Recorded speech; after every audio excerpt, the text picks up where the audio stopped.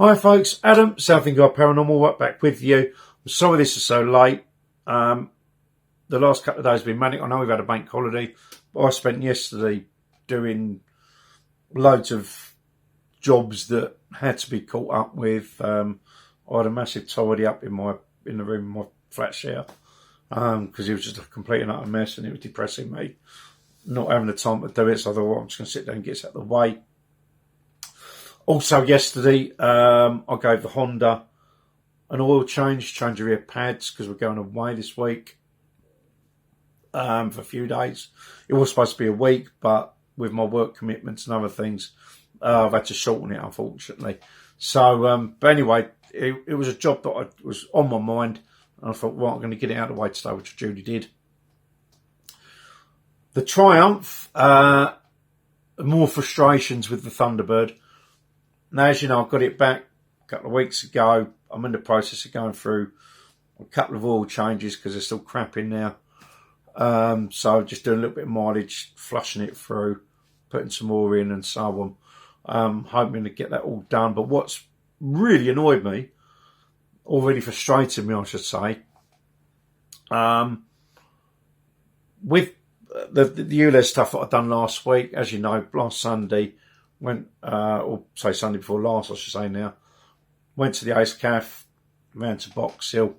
When I left Box Hill, I got a puncture. And my Triumph, as with my Honda, have tube tyres. So, you've got two options. You try and take the tyre off on the roadside and repair it, or you get breakdown. I really didn't want to be stuck there. I was in a bind. I was having a bit of a tiz. There was an SO garage just up the road. So I thought I'd try one of them tyre weld things. All I can say is it's a big mistake. Do not use, if you ever think about it, do not use any of those tyre weld cans with a tube tyre. It does not work. And it will also make a lot of mess. I'll tell you that now. I'm still picking the crap off of my rim at the minute because it comes out of, it was coming out of different holes on the wheel. So, and it was, just going over the rim itself. And it's taking me ages to get the stuff cleaned up. But that's by the by. So, yeah, those tyre weld things, if you've got tube tyres, do not use them. All right. You've got two options. You either sort the puncture out on the roadside, which means taking the tyre off to get to the inner tube, or you get breakdown. Anyway, I did have RAC cover, but my RAC cover is through my bank and not, as I've had it before, direct with RAC. Basically, the bank could do me a better deal than what RAC could. Work that one out. So I ended up calling out SOS Motorcycle Recovery, and I've got to give them a good shout out because they was there within the hour. Now, although I say I've got RAC, the last time I called them out for a bike recovery, it took them 6 hours. I was stuck in Hove, and for want of a pair of pliers, when I could have fixed the thing in 10 minutes, but I didn't have any tools with me, as is the way. It took them 6 hours to get me recovered back from, well, strictly speaking, it was Hove, but, you might as well say Brighton. It took them 6 hours to get me back from there to Southend. I won't tell you the grief I had from a lady I was with at the time. I really won't go there because it was crazy. But anyway, called it SOS. They came and picked me up, and I was there within the hour, which is great. Obviously, proper motorcycle guy. Cost me £300 to get back from. I was actually Dorking to Southend. But I'd say the money in a way was worth it because, as I say, apart from not taking long to get me recovered, I had a good chat with the driver, obviously a biker himself. I was talking about the tube tyre thing, and he pointed me on to a channel on YouTube called Del Boy's Garage. And Del Boy actually has a Thunderbird similar to mine, but he's got the Legend, which is basically a Thunderbird, but with less crime on it, in a nutshell.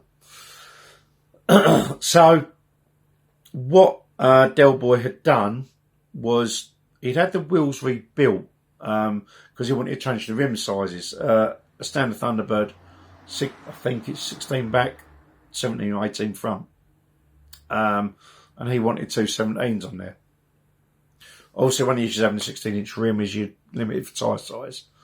So, I'm assuming that's where they rebuilt. Kept the same hubs, just new rims, new spokes. So, watching his channel and watching what he did to turn them into tubeless rims was really good. And it didn't look particularly involved and it's relatively cheap as well. In that, when he got the rims back, what he'd done was he'd run masking tape around the inner. He got the inner ridge like inside the wheel, and he ran some masking tape around there.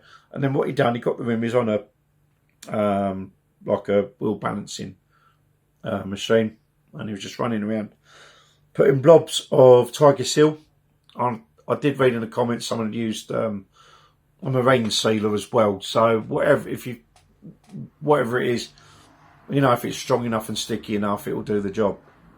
So I basically sealed off the spokes, flattened them out, done them again, flattened them out, and then run Tiger Seal around the whole rim, made it all, and then smoothed it all out, made it all nice and uniform.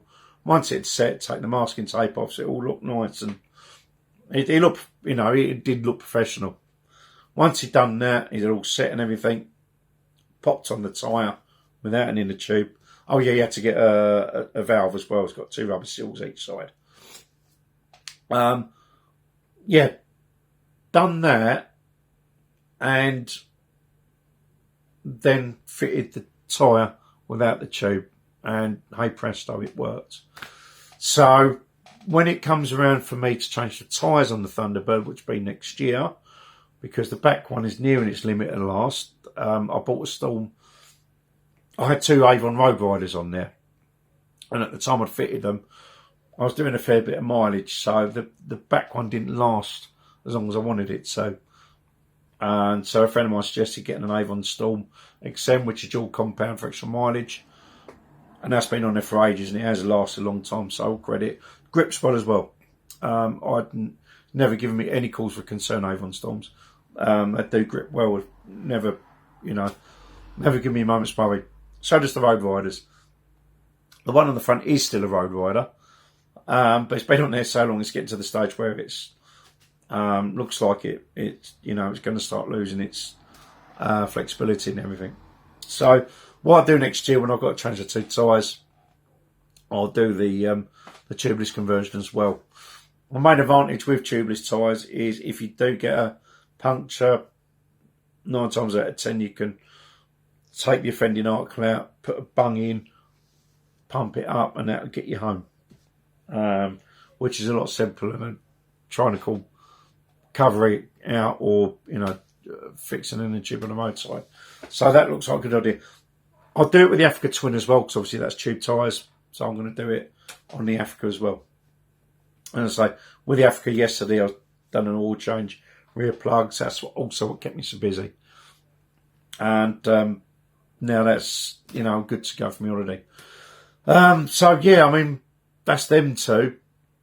The Saab 9-3, I've just got off the phone. This was video was so late to a recovery guy, and he's going to pick it up in the morning, so that get run over today of the Saab specialist. He'll do the clutch, hoping I'll get it back before Saturday. Fingers crossed. Otherwise, I don't know what I'm going to do, because obviously I'm supposed to be going away, so everything's really in the balance at the minute. So the Saab 9-3, it had the clutch. I was really annoyed because I got it back on the Wednesday with the wastegate fixed. David done me passenger window. There was even a little leak on the side of the head from a cam seal, which he also done. So it's all good to go. Literally the only job I've really got left on it up until the clutch went was to fit a coil pack, which is going to be about £250 on top of the clutch. So it's all fun. But I'd really like to try and get it back before because obviously ULEZ has kicked in this week. And as things stand, I've only got one vehicle I can use, which is my Honda. And I actually think it's going to rain Friday. So, soft law being what it is. Yeah, so that's where we're at. So, yeah, that's the Triumph. Trials and tribulations there. Honda's fine. Serviced. Finally. I've been wanting to do it for a good few weeks and I've got round to it. Finally done it. Saab 9-3. As I said, clutch issue. Hopefully getting sorted out this week. And that'll leave the 9.5. I've got a couple of issues with the 9.5. I'm hoping with the 9.3 being all good to go. When January rolls around, when my work drops off, the issues with the 9.5, I can do it in that month. That's the plan. So, yeah, that's where we're at. The fun and games of running vehicles, I haven't even spoken about the boats because I've not had time to do anything with my boat and the engines. I need to double check up with Paul where my Evinrude is currently at the moment. The Johnson, I've just got another carb kit in for it. I've got a new top for it because the pull start mechanism wasn't great. Going for 75 minutes to do it. So, yeah, but I'll do it. Hopefully, once the boat's dealt with one way or the other, I can do something on them. Anyway, I know I'm waffling so much, but as I said, there's been a lot that's gone on very recently. So content-wise, now I didn't get out this weekend, mainly because Saturday night I was at my cousin's wedding all day and night. We had a fantastic time, and to Cheryl and Joe, best of luck to you guys. Cheryl, I'm going to say she's my cousin, such a lovely girl, and Joe, she looks like a fine outstanding, he's a fine outstanding fella. They pulled out all the stops in entertainment. My God, that was a great night. They got a brilliant singer called Phil. He was there all day. He was properly getting involved with everyone. And he's a fantastic singer. He was coming around the tables, getting all the guests involved. Really, really worth the money. And then the nights on, well, I mean, as you know, I'm a DJ.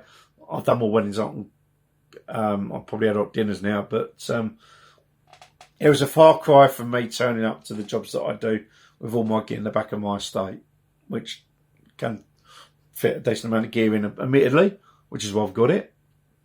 But their entertainment turned up into Mercedes Sprinters. And when I had a sneaky peek downstairs whilst I was sitting upstairs having a drink, waiting for them to do their bit, oh my God, there was a percussionist, you had bongos and snare and hi-hat and all the rest of it. There was a guy with a saxophone, and there was two guys on the decks as well. Yeah, it was just literally pushed out. And to top it off, when I did get going, Phil come and done some singing as well with these guys. It was brilliant. Full credit to Cheryl and Joe. That was such a good evening. Unfortunately, Sunday, I think the overindulgence from Saturday got to me a little bit. So, not drinking because I didn't, because I was on my bike, but I think I'd eaten a bit too much and my stomach was a bit funny. But so I didn't really get out Sunday, and I had other things to do as well. So yeah, a little bit caught out there. So yeah, I'm going to be cool, but it's still not a great Mac because I've still got quite a bit of stuff on my computer to edit at the moment. I'm trying to get the King's Hall stuff done, which was when I was out with the Ghost Hunter Tours crew. That was the last one I've done. And there's some great stuff in there. It's just having a time. Sit down and edit. So I'm hoping I can get some done for this Thursday. It looks like it's going to be split up because there's quite a lot there. We've got some decent activity in that place. And yeah, it's going to be good. So hopefully, as I said, this Thursday we're going to have some content from the King's Hall in Ramsgate as part of the Ghost Hunter crew tours. So I'm going to leave it there. That's about as much as I can think of at the moment. And I'm going to sit down with the team at some point. Ricky and Tracy, been on holiday. It looks like they've been going to all the places that I went to up in York and Whitby and Scarborough and all that. And look like they've had a great time. The weather looked reasonable for them. So I'm hopefully going to try and get everyone together on one night again so we can sit down and have a chat and catch up with each other and see what where we can go and what we can do. Because I've got places I still want to go back to. There's some places I do want to go to, but it's just getting access. Same old story with my channel. Because I'm not one of these big massive things with, high profile, it's harder for someone like myself to get into places, but we'll work on that. Anyway, I'm going to leave it there because I've been waffling for 16 minutes now. Thanks so much for watching, everybody.